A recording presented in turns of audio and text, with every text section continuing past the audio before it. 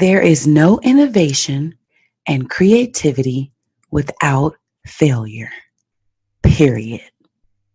Brene Brown says that. Hi, my name is Symphony, and you're listening to Parenting Confident Kids with your host and my mommy, Tamika Anderson.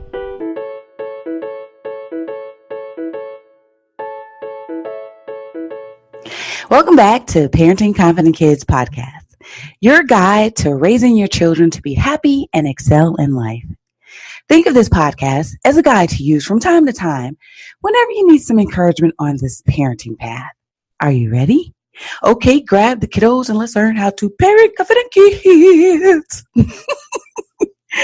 Okay, so for this episode, we will be discussing lessons learned from Brene Brown. Are you ready? All right. So remember, for every 8th episode run, I do an episode on people that I've learned from throughout the years. And Brene Brown, oh my goodness. She's been one of the people that I really, really, really love learning from. So if you find yourself like me, okay, someone like me who is a recovering perfectionist, also someone who just really didn't like to fail, she's an expert on vulnerability and shame. If you've never heard of her, you may want to Google her TED Talks, and see what I mean. Get her books. I mean, I have all her books. I subscribe to her talks, her website, everything. So you'll see exactly what I mean once you start listening to her. I have a list of some quotes that she has that I want to share and really explain my views as it relates to parenting confident kids with her quotes, right? So the first quote says, "The truth is, belonging starts with self-acceptance. Your level of belonging, in fact, can never be greater than your level of self-acceptance. Because believing that you're enough is what gives you the courage to be authentic, vulnerable, and imperfect." So let me just say, for that quote, the reason why it was so important to me is because given my background, how I grew up, raised in foster care, going from home to home, oftentimes being in different homes, maybe in the same month, I never really felt a sense of belonging. Now, yeah, you say, okay, Tamika, I understand that. As a child, I get it. However, I carried that over with me into my adulthood. Why? Because I never resolved it as a child. Okay? And because I didn't resolve it as a child, I didn't know how to resolve it. Obviously, I was a child. I didn't know how to do that. So I had to learn it as an adult. It was not easy.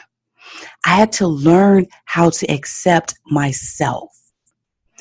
And, oftentimes one of the areas that I work with my clients is self-acceptance, especially when you are someone who is a perfectionist. So for all of my perfectionist parents out there, please listen up to me. You have to learn to accept yourself, like fully accept yourself. I hear you now. What do you mean? I do accept myself. That's the reason why I'm a perfectionist, because I'm striving for excellence. No, no, no, no, no. I cannot stress this enough. Being a perfectionist does not mean that you're striving for excellence. It means that you aren't willing to make a mistake. You aren't willing to appear as if you failed.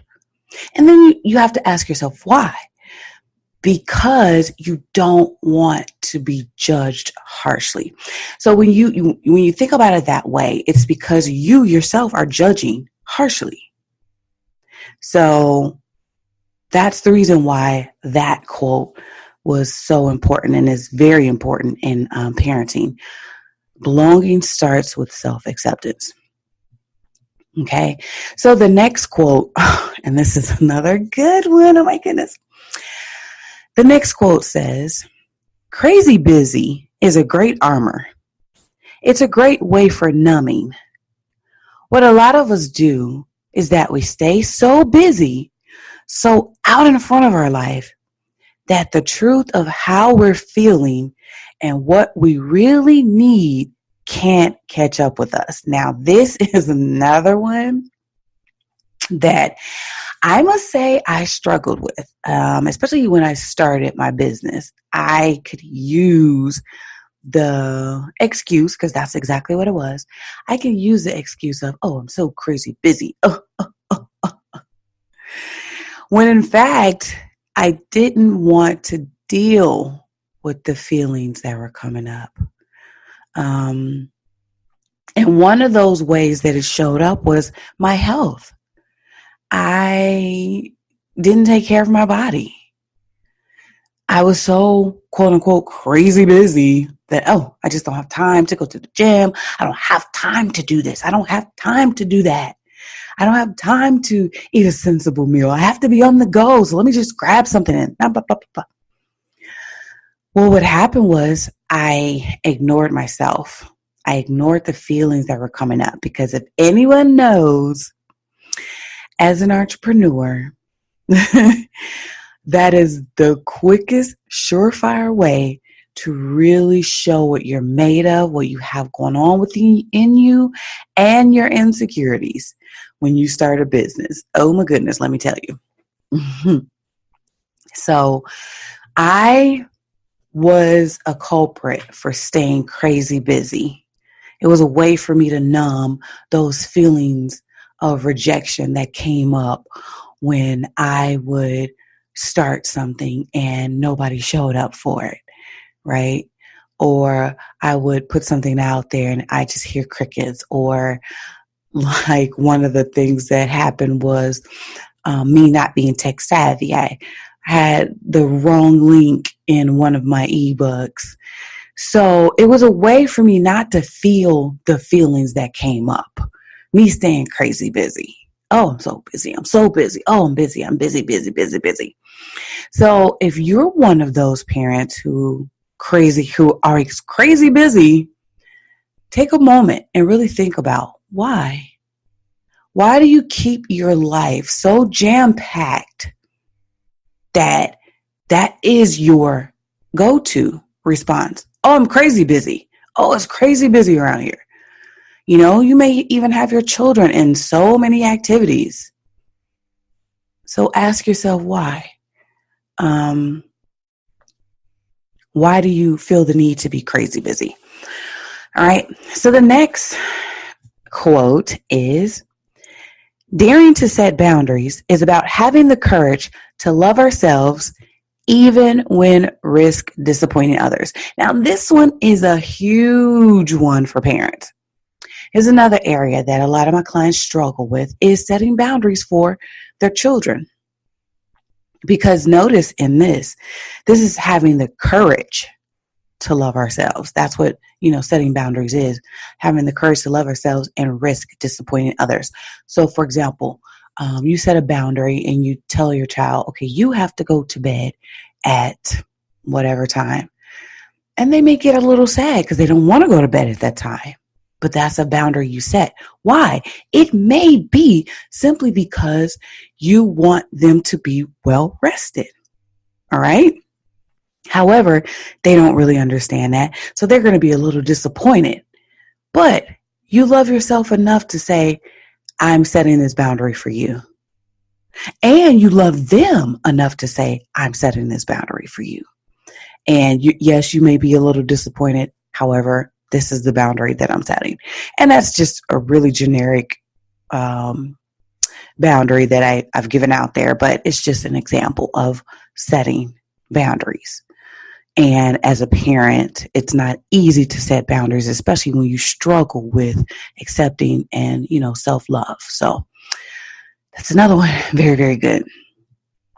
Here's another one that's my favorite. This quote says, "I'm not a parenting expert. In fact, I'm not sure that I even believe in the idea of parenting experts. I'm an engaged, imperfect parent and a passionate researcher. I'm an experienced map maker and a stumbling traveler. Like many of you, parenting is by far my boldest and most daring adventure." Ooh, let me tell you. So I love this quote for obvious reasons. Anyone who knows me knows that I do not subscribe to the idea of being a parenting expert. Nowhere in anything that I ever talk about or on my website or anything will you ever see the word expert, because I'm not an expert. Yes, I have tons and tons of experience, years and years of experience. Yes, I am extremely good at what I do. However, I do not subscribe to the idea of being an expert, because to me, an expert means you know it all. There's nothing else for you to learn, and that's just it. Okay? And I don't want to go that route because I still learn every single day. So, in this quote, when she talks about being an engaged, imperfect parent, that's what I identify with. I am an engaged, imperfect parent, and I'm a passionate researcher. Like literally, I research. That is the reason why I'm so good at what I do, is because I research, I learn, I figure things out. I say, well, why does this work? Why doesn't this work? What happens with this? What is there? And I constantly keep doing it and keep doing it and keep doing it, because parenting is a very bold and daring adventure. You are going to fail over and over and over and over and over and over again. Okay, I'm going to try so hard not to sing, but it's just what I do. But yeah, you're going to fail over and over again. You are. So if you're in parenting, hoping not to fail, might be time to get another profession. But you're going to fail in parenting. You have to be bold. You have to be daring. You have to take the risk, right? But you don't want to take the risk at the expense of your child's sanity. So that's why you have me as a guide to just guide you through certain things, because I can say, hey, listen, so I've been down that street, okay?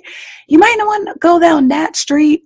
Take a detour, because if you go down that street, X, Y, and Z is going to happen. So that's pretty much what I am. I consider myself a guide to you hero parents out there, and helping you to travel down this bold and daring adventure of parenting. All right. The next quote says, when we're looking for compassion, we need someone who is deeply rooted, is able to bend, and most of all, embraces us for our strengths and struggles.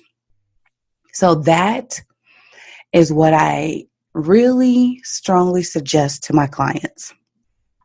As a parent, your child is coming to you, and one of the things that they're looking for is compassion. Now, I hear you saying, Ms. Tamika, what do you mean as a parent we're not compassionate? Well, if you don't practice self-compassion, it's extremely difficult for you to practice compassion for others, including your children, as much as you want to. It's just something that's just not there. You don't have the capacity to do it. So that's why it's so important to be, very gentle with yourself, be compassionate, not judge yourself harshly, because how you show up for yourself is how you show up for everyone else in the world.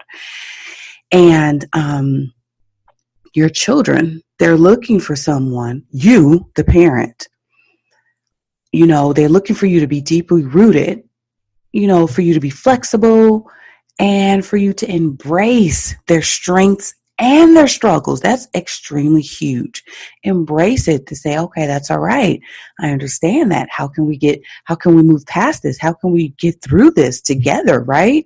And let them know, oh, you made a mistake. That's quite all right. Show your children how you make mistakes. If you never show your children how and when you make mistakes, what do you think that's saying to them? That's saying that they have to strive not to make a mistake. And that is how you are going to raise an extremely unhappy and miserable child. Because as a human, we make mistakes. That's the one thing that we all have in common, is being human and making mistakes. So learning self-compassion and, teaching our children is something that's huge.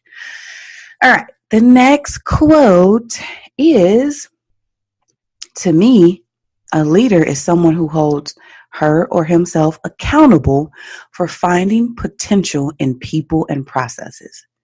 And so what I think is really important is sustainability.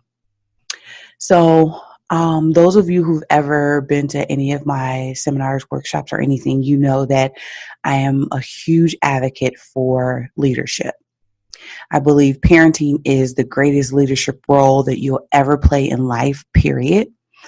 And I agree that holding yourself accountable is huge in parenting.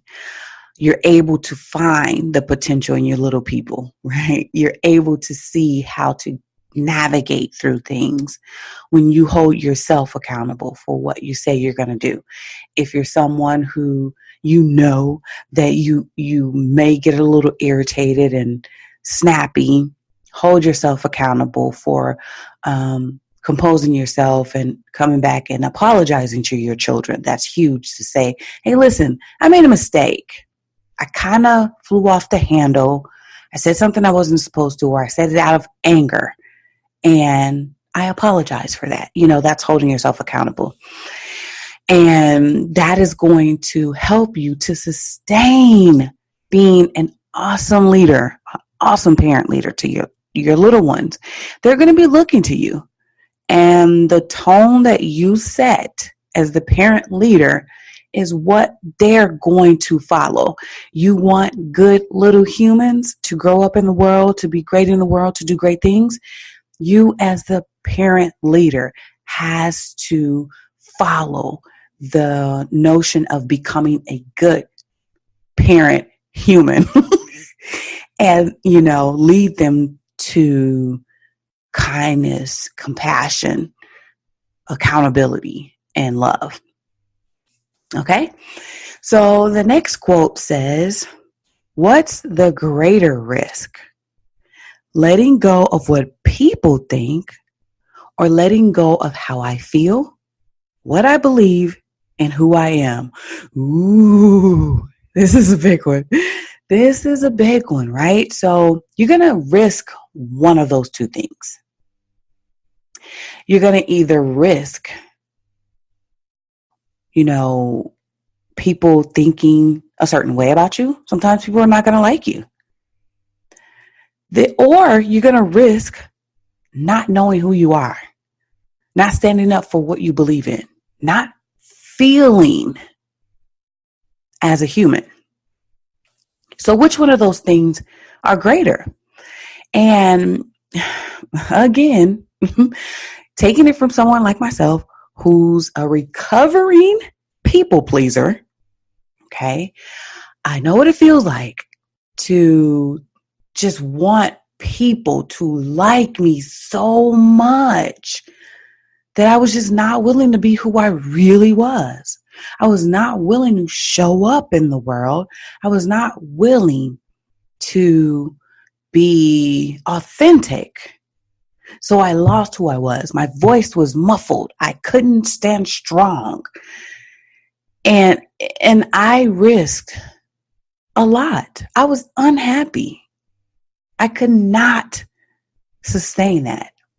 putting up a front for people, being what I thought people wanted me to be. And guess what? Newsflash, they still did not like me. So, as a parent, I love to tell my clients all the time, be who you are. Show up as you are. Because your people are going to want to see who you are, the real you. And if someone does not like the real you, that's okay too. Like, I think that's one of the biggest issues of showing up is, what if they don't like you? Well, what if they don't like you? Then what?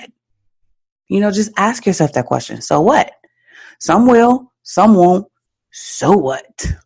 Okay.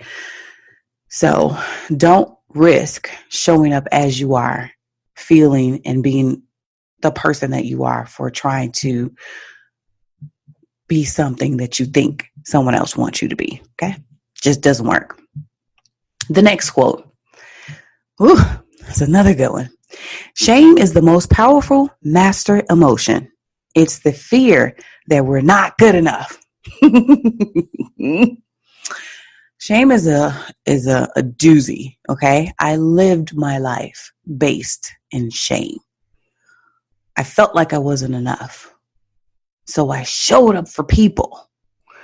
I learned what they needed. And I showed up for them. I wanted to be everything to all people. Like a God complex, if you will. Because I didn't think I was good enough. So let me show up as somebody else because the real me is not good enough. And of course, that came from a lot of trauma and abuse and neglect as a child that I faced. However, I still showed up as not enough. I was rooted in shame. It was the emotion that drove me to do everything, to make all of the decisions that I made in my life.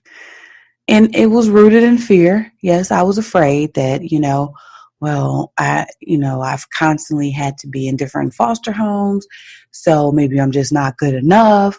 So let me show up as somebody else then. And that was just not it. Like I just told you from the last quote. Showing up as not enough will never lead to anything good, productive, sustainable, or any type of joy in your life. You're going to be miserable. So just don't do it. Okay? When you know that there's shame, be able to identify the shame that's showing up. And when you're able to do that, then you're able to show up in a greater way for your children. And your children will benefit greatly from that because they're going to blossom like a little flower that you may water. Now, I don't have a green thumb or anything, but children are like a little flower. You water them, you may feed them, whatever it is, give them good soil, and that's how they're going to grow. You don't want them to grow in shame. So practice identifying where shame shows up for you as a parent and how not to project that onto your children. Okay? All right.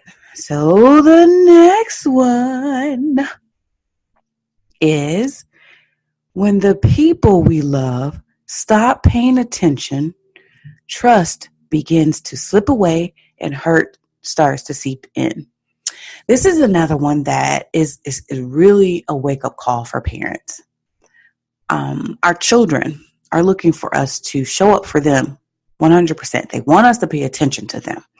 So when we aren't paying attention to them, they lose trust in us. A lot of times when I have clients that come to me and they're just like, Ms. Tamika, I'm lost. I don't know what to do. My child won't listen to me. I immediately pay attention when I hear the words, my child won't listen to me. Because now I know that it's an attention issue. Because listen to what it said. When we stop paying attention, trust begins to slip away and hurt starts to seep in. That's exactly what has happened. We've stopped paying attention. So they stop trusting us as much. And then the trust goes little and little, and to the point where they don't trust us at all. And now you have just hurt and pain. And then it's like one of those vicious cycles. So the first place and the first step to do is to start paying attention to them. Start being involved in their lives, start asking the questions, start showing up for them fully 100%. And like I was saying in the last episode, because children have such short attention spans, it's not like you have to sit there for hours on end and just be there and give them all the attention. No, they don't want that. They just want the time spent with you to be 100% with you. It may be 5 minutes. Okay, maybe less than that, just depending on your child. But whatever it is, it's not going to be long. But pay attention. Pay attention to your children so that you can continue to deepen your influence, continue to build trust, and chip away at any type of hurt that they may feel from not having that attention from you. Okay, and last but definitely not least, this quote says, first and foremost, we need to be the adults we want our children to be. We should watch our own gossiping and anger. We should model the kindness we want to see. So, of course, I've ended with this quote for obvious reasons, because yes, this is true. As the parent leader, the adult, we have to model the behavior that we want to see. If you want your child to learn how to be a better friend, you have to show them what a good friend looks like, right? You can't sit around and talk about your friends. You can't sit around and gossip about people and think that your children aren't going to do it. And I know what the sly gossiping look like. Trust me, I've been there too. It's just, I just feel so bad for blah, blah, blah. Did you see what was going on? Oh, I just feel bad. No, that's gossiping. Don't do that. Because if you don't want your children to be like that, guess what? We can't be like that, parents. We have to show them what it looks like. You don't want your children to be angry? Guess what? You have to learn how to control your anger. You don't want your children to show up and be mean to other people? Ask yourself, where am I being mean? I'm just saying, as a parent leader, what we do is going to show up in our children. I know a lot of people don't want to hear that. A lot of people say, I've done everything that I can do. Exactly. Exactly. It's what you're doing. And what are you doing? So that's a huge wake-up call as a parent.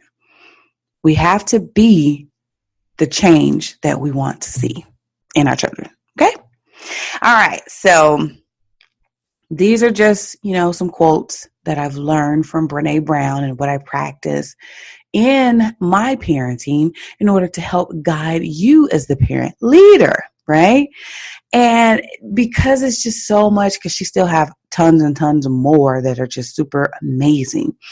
And obviously, I just don't have the time to go through all of this. However, I would love to support you on a daily basis of anything that you felt that you may struggle with that I talked about in this, and help you to develop a personalized plan as a parent leader. So I have a program called Behavior Hacks Lab, right? I help parents like you come up with some pretty cool and simple hacks that will help save your sanity while building confidence in your child. So just go to my website, parentingconfidentkids.com. Click on the link that says Behavior Hack Labs, and you'll see it there. There are bite-sized videos you can watch, come back to anytime you need, and you'll be able to ask questions and even sign up to be one of my case studies where I help you from where you are to where you want to be and help your family take step by step to developing confidence and excellence. I want to help you win as a family, so sign up for Behavior Hacks Lab today, and let's do this together. I don't know. Y'all know I gotta do it. So you know what time it is. Boom. Kids Corner.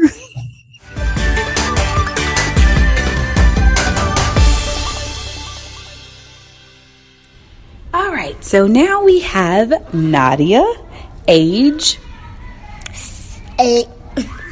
Okay, Nadia, the first question you chose is, at what age is a person an adult? Let me think. An adult might be, I'm guessing 29. And why? Because all of my cousins, they're not adults yet, and they're only 25. And they say it's 4 more years until they're an adult. Okay, great. Next question you chose is, if you could change one rule in your family, what would you change? The rule about us don't spend the night at each other's houses for a week. Okay. And the next question, what is something that makes your family special?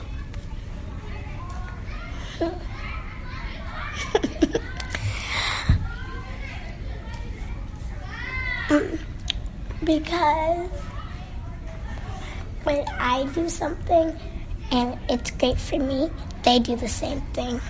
And the last question, how would the world be different if animals could talk? Well, people would pretty much treat animals like humans. That's so true. Well, thank you so much for the interview, Nadia. You're welcome. Bye. That's all the time for now. Thanks for listening to Parenting Confident Kids, where you learn how to engage your children, empower them, and help them to excel. It would be awesome if you could take a quick moment to leave a review on iTunes.